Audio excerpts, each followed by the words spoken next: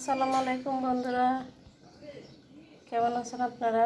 তো বন্ধুরা, আজকে আমি দুপুরে এদিকে পাঙ্গাস মাছ, এদিকে 10 পিস আছে, আর এদিকে ঝিঙ্গা আছে।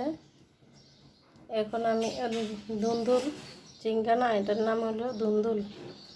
তো এই দুন্দুল দিয়ে আমি পাঙ্গাস মাছ দিয়ে রান্না করব।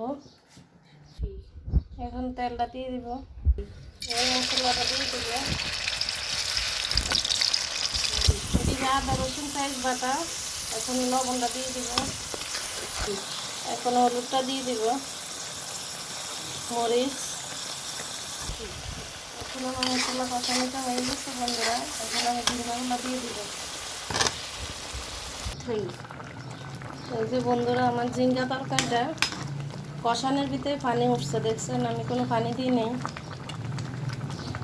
এই ঝিঙ্গার ভিতরে পানি দেওয়া লাগে না, এই যে কষানির যে পানিটা উঠে এটা দিয়ে রান্না হয়ে যায়। এখন আমি মাছগুলো দিয়ে দিব। বন্ধুরা, এই যে আমার ঝিঙ্গা তরকারি হয়ে গেছে, আমি ধন্যবাদ আরও দিয়ে দিতেছি।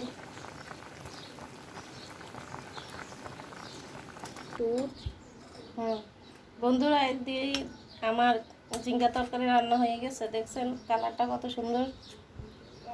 এই যে রান্নাটা হয়ে গেছে আমার। হ্যাঁ বন্ধুরা, আজকে এই পর্যন্ত। আল্লাহ হাফেজ, আসসালামু আলাইকুম।